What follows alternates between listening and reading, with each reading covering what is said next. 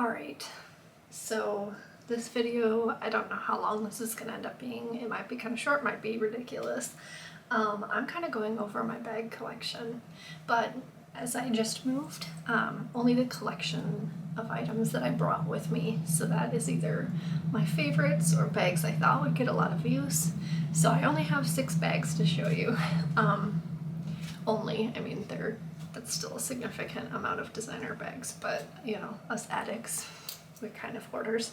But yeah, I think I'm gonna go in order first to last, kind of tell you a little bit about each bag, their versatility, their story in my life, and yeah, let's just get right into it. Okay, so this first one's controversial. I actually don't dislike this bag, but this is probably one of the world's least favorite designer handbags, and it's the Gucci Marmont camera bag. I own it, yes, and I even brought it here, and there's a reason for that. So this was my very first designer handbag. I got it back in 2019. I graduated from high school, and I saved money. I had been saving and saving, and I actually wanted to get the Givenchy Mini Antigonia in the light blue. That was out at the time, also super trendy for the time. But I had saved, and I ended up making one of the dumbest, like to this day, dumbest purchase decisions of my life. And instead of getting the one Mini Antigonia, because they didn't have the light blue anymore by the time I had saved enough money, and by the time it was some of my grad money and stuff like that for it. So I was looking between the black Mini and then this bag, and I ended up getting this one. I didn't even know it was trendy actually when I got it. I didn't know pretty much anything. I just knew that I wanted a designer bag, and I liked the color. The hardware is gold. It's kind of like a more brushed gold, and I thought it would be versatile, and it was a good size, and it's the camera bag style, so it's a little bit different. And I think it was like $950 when I got it, so it was very much within my price point. And I also was able to get some Gucci shoes, some Gucci Ace sneakers that I got those at the same time, but they had 2 options at the Nordstrom in Minnesota, and it was either ones with like studs and pearls all over them, which is definitely not my style, and I don't know what possessed me to buy this, or a pair. It was like during this collection Gucci had in like 2019, 2018 maybe. I think it was 2018. It was like real fake, like printed on their bags. Does anyone remember that? So I got these sneakers, and they had Gucci like in gold glitter written on the side. I still have them in Minnesota at home. Gucci. They had Gucci on the side, and I wore those proudly in all through the beginning of college. A whole bunch. I wore those quite a bit. They were my only designer shoes at the time, and this is my only designer bag, and I was pimped out with these. And you know what? This bag has seen, you know, hell and back. It's been thrown into backpacks, like the front pocket, with a bunch of pens and pencils. It's been to, you know, frat houses. It's been through like the gay 90s, if anyone knows what that is and is from Minnesota. It's seen some stuff, and it has battle scars to show it. You can see that, you know, the gold has rubbed off a little bit.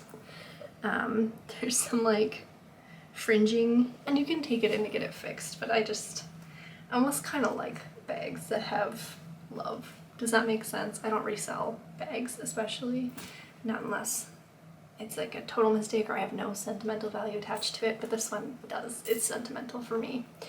And I brought it because how many designer bags do you have that you don't care how beat up it gets?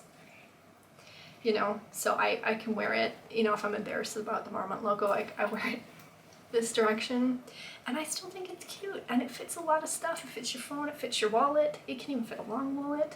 It's still a small bag though, and it matches with like so much. You know, if you flip it on the side, it matches with pretty much every outfit that you can make. But it's cute, and the crossbody is like the perfect length for my body, and it's just sentimental.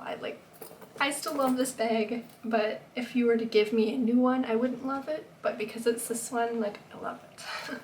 So yeah, I hate those sneakers, so I look at them, I keep them, like, out of hate, I think.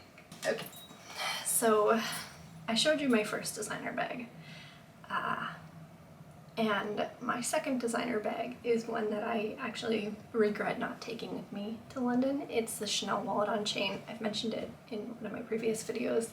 It's like a really beautiful pale iridescent pink. It's like a re-edition style, so it's got a double C logo with like white and silver, and it's like the boy style bag with quilting and then the little kind of rectangular front, and I can't find pictures of it online. I think it was pretty limited edition, and I got it in can't remember what this store they have in Colorado. It was in Denver, wherever they have the designer stores in Denver. It was one of those, like Bloomington.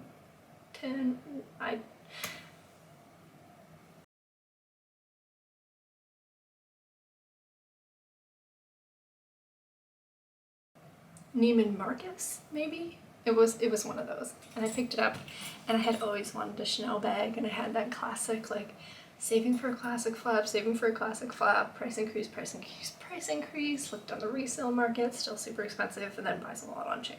That's kind of the story of that, but that wallet on chain specifically was such a special color. Unfortunately, it didn't hold up very well. It's very delicate, like the lambskin on that one, and if you get any iridescent or unicorn bag color from Chanel, it's not gonna stay pretty, like the leather on it, unless you baby it. And I did not. You know, I treated it like my Gucci Marmont bag, which is a very durable bag, and it's got a lot of like rough edges, even though it's not super old. It's only a couple years old. So that's kind of a bummer, but I still love it, and I just didn't bring it because I didn't want to screw it up even more in the travel. So we'll see if I bring it, maybe when I come home for the holidays. I'm not sure yet. But the bag that truly started my addiction. Okay, this bag popped up. Well, I first saw it, and it was one of those love at first sight moments where I was in New York for my anniversary with my boyfriend, and we were walking around the designer stores, and for me it was a lot of my first experience going into individual boutiques, because even Denver doesn't have like a lot of individual stores standalone. They're like in the department store. So, and I was seeing like, you know, all the freshest new like flagship location stores. I was super excited. Then we went into Dior, and I saw this beautiful, really graceful goddess with her new Twilly sitting on a shelf. And I saw a woman who was in the store like with her sales associate, and she looked so like elegant, she looked luxurious, she looked rich, she looked like everything I wanted to be. And she was looking at this bag, and I just had this like thought in my mind. I'm like, oh, I don't even know how much that would cost, but I can't have it. You know what I mean? Like, just like would never be me. And so I looked around, and I didn't know enough about Dior, but I knew, I already knew Toile de Joie was one of my, and has always been one of my favorite patterns. I have a big thing of it in my room back in Minnesota. Like in my bedroom, it's like Toile de Joie themed. And when I saw Dior did like Toile de Joie and a lot of their stuff, I was super excited about it, and I really wanted to pick up something from that, but I was like nervous about the prices and stuff like that. So I was nervous about being in a luxury store and asking about the prices. So I didn't get anything there at that time. I picked up quite a few other things in New York, but nothing from Dior. And when I went home, like my mind, it never left my mind. I dreamed about it, I looked up, and I started learning about luxury bags and watching the YouTube videos and learning about Dior house codes and watching runways and going crazy over it. And I ended up doing a huge clear out of my closet of clothes I'd had since like high school, middle school, and selling a lot of it on Poshmark. And I made enough money eventually, and I bought myself my first like big girl designer handbag, I'd say. And you know, a lot of people wouldn't go for a canvas bag as their first one. They'd want something versatile you could wear with everything. But I'd say between my Chanel and my Gucci Marmont, I did have something I could wear with most outfits. And at this point, sometimes your heart wants what your heart wants. And for me, it was this beautiful bag. So I think this will forever be, it's always gonna be in my collection, like no doubt. I think of it as kind of like my anniversary bag, even though I got it later. But yeah, this is my one true love and my favorite designer bag, for sure. And I'd say I wear it more for events, or when I'm wearing like a really kind of like mature, like fancy lady outfit, you know? It's not super youthful or trendy. It does have the big Christian Dior logo, but I think it does it in a way that's still gonna be timeless. And I just don't care. I love that bag so much. It was made for me. It's absolutely my style. So yeah. Next bag, probably the most impulsive purchased bag. I was on a trip to see my boyfriend's cousin. We were both staying with her in Chicago. And of course, since Chicago has all the designer stores that Minnesota does not, we had to go shopping at least one day. And we went to Saint Laurent, and this is my first time going to Saint Laurent. And I really liked how edgy everything was, and I remember when I was there, I was looking for a bag, and I told the sales associate, I'm like, I need a bag that you can set on fire, and it's still gonna be okay. Because I wanted to baby my Dior one. I knew that one was going to be delicate, it's canvas, it's embroidered. And then my Chanel one was kind of already having a rough time. The Gucci Marmont, I had realized at that point, is a little bit outdated, and I needed something versatile, like everyday, good size, not too big, not too small, and indestructible. And this is what they showed me. I'd say that the Saint Laurent, like, equivalent of the caviar leather is the most durable leather I have ever come across. This bag I've loaned to my sister, who is so much harder on bags than I am. Like, I don't know what she does, but she doesn't have many designer items because everything she touches just like blows up. Like, it really sees damage quickly. I lent this to her for an entire trip to Vegas, and it survived very well. There's like a couple spots where it's maybe like a little bit lighter from like maybe makeup. But I've cleaned those off pretty good, and she's beautiful. I mean, she's black on black. She's really edgy. She's really cool. She's perfect for winter. I like to wear her with like I have a long wool coat, like trench in like a plaid, emerald green and navy. If you know kind of that plaid I'm talking about, beautiful with this, and like a long scarf, black scarf. Very edgy, very classy still. It's very versatile with like chains that you can wear over the shoulder and crossbody, and I'd even say that the drop length on this over the shoulder is much better than like the Chanel medium classic flap. And the crossbody length is much better. It's just a little bit longer, so more people can definitely wear it that way. So highly recommend, but it was kind of an impulse buy just because I wasn't planning on getting a bag. I was kind of just like testing the waters, and I think I may have had one too many drinks that evening at dinner, and I was like, we gotta go back and get it. You know, it is what it is. I ended up really loving the bag. I think sometimes practical stuff is less fun to get for me. I like to get the weird things, like, you know, the Dior canvas totes and stuff like that. And in terms of practicality, here's another slightly impractical bag that I have. I really am into the mini bag trend. I almost purchased one of the like micro bags from Fendi, like the little Fendi First. I didn't do it. Not 100% sure why. I think it was because I had gold hardware, but I got this for my birthday on the Real actually, so I got it like almost half the price off. But it was still in season and being sold new in stores. It's the Alexander McQueen bucket bag in the micro size, and it fits all your cards, it fits your keys, it fits cash or change. It doesn't fit your phone. Well, if you leave it open, like the little bucket top, it has a magnetic closure. So if you leave that open, it does kind of fit your phone, but I wouldn't recommend doing that. Your stuff could fall out pretty easy. It's got an adjustable strap, which is really nice. And I love the color. It's just fun. If you're getting an impractical bag, get it in a fun color. You know what I mean? It's a color I wear a lot. I got it, my birthday's in spring, so it's perfect for spring.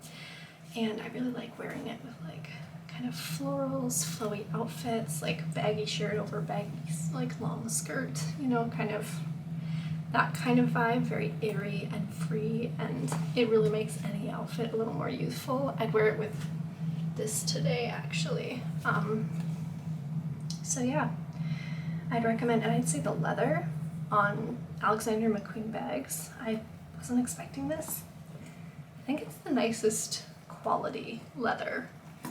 I'm not a leather expert by any means, but in my judgment, I think it's the nicest quality feeling leather. Like it's the thickest and like has a really good density to it compared to all the other bags that I have.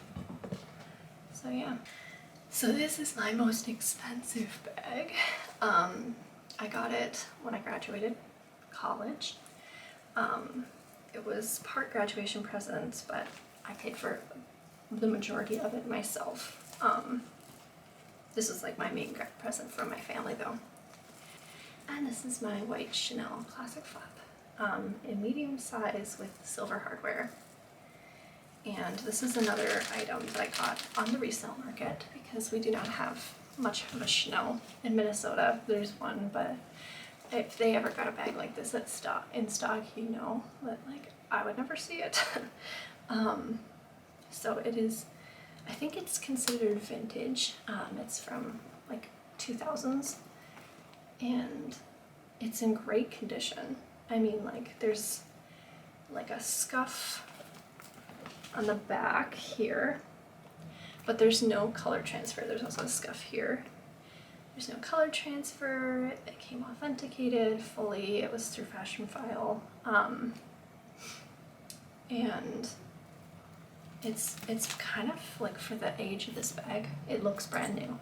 And Chanel this season, or like last season, released white Chanel classic flaps with silver hardware, which is amazing. And the only difference is that the vintage style that I have has this like border on it, whereas most of the modern color bags do not have the border. It's just kind of like flows through like the leather. There's no like stitching at the base. That's the only thing I can find. The black bags still do stitching at the base. Don't know what that's about, but you know, for as far as most people are aware, this looks like a new season bag. And yeah, it's great condition, and I really hope I can keep it that way forever. I don't think I'm compelled to buy another full-size classic flap unless it's a really pretty color and the small size. I think my black Saint Laurent bag does the job that a black medium classic flap would do. They're essentially the same size and the same strap, and the black Saint Laurent one actually has better drop lengths. So I would recommend that for people who want the classic flap style and aren't like super picky about like, oh, it needs to be Chanel. Yeah, and then the jumbo I think is just too big for me. And the small is great, but the mini I think does the same job as the small with a much better price point. I think it fits about the same. So I'd probably look for more minis, maybe a small if it's really special and comes along. All right, on to the next one. It's becoming quite the long video. Lovely camera overheated, but I'm back with the next bag, which is another special one. If you can tell a trend, most of my favorite bags are sentimental, or I got them on a trip, or you know, there's something attached to them. And this one's special for a couple of reasons. First of all, it's the Fendi Fall Winter 22 collection, and I actually started doing any kind of social media stuff with my blog. It's heather-oxford.com if you want to check it out. I talk a little bit, it's like slightly more established than my YouTube channel, but I talk a little bit about this collection and how much I love it and the pieces that I picked up. And I don't know why, but in like this age of fashion, that collection was my absolute favorite because it takes fall and it shows it in a much more airy, like feminine way. And it takes houndstooth, which underneath the FF print, you can see there's houndstooth. I also have slacks from this collection in that pattern, so it's a beautiful matching outfit when you wear them together. But yeah, I just love this baguette. Also, it's the 25th anniversary of the baguette, so I had to get one. And I love SJP, and I kind of wish I waited for those, but I don't know. This one matches my pants, so it's okay. But I got this in Las Vegas. I went with my little sister. I took her for a trip to Las Vegas for like a week, and we stayed at the Bellagio after she graduated from high school. So we didn't do any clubbing, we didn't do any casinoing, we just did shopping and nice dinners, and I was able to get the Bellagio for a really good price. I was gonna take her to, I think it's Palm Springs, Florida, but the Airbnbs were overpriced for that time of year. But I wanted to do something before I moved, and I did, so it was the bag I got with her. So I will always kind of think of her when I wear it. And yeah, I really love it. Alright. Last but not least, I've already shown this in my one of my recent unboxing videos, but here she is. It's my precious kind of tartany plaid tweed mini classic flap, rectangular, and I'm excited. I already wore it once with a green cardigan and a black turtleneck outfit. Very cute combo. It's gonna be so perfect for like the holiday season, for fall. I looked it up. I think it is from an older collection. That might be how I got my hand on it. It does have, I don't know if you can see. I think this is a little crooked, so it's got some flaws. Maybe that's why no one had picked it up, but I don't give a crap. I'm not that kind of person who tends to care about flaws on my handbags, and I can totally understand if you are. If you're spending that money on a bag, you want it to be quality. You're paying for quality, right? I'm a little bit, I like bags to look like they've been loved and to look human and to look organic. I like my fashion to be that way in general, and so that's why I don't mind when there's certain manufacturer errors. It just means that your bag is, it's its own entity, you know? Maybe that's totally a delusional way of thinking, but I still love it. And yeah, those are all the bags that I have with me here in London. I think that's a pretty decent amount for being here for a year. Definitely room for more. I'd still like to get a book tote in the future. Yeah, so comment below if you have any thoughts on that, if you have any favorite bags, how you feel about my Gucci Marmont bag, and hit subscribe and come back for the next video. I'll be really happy to see you there. Thank you.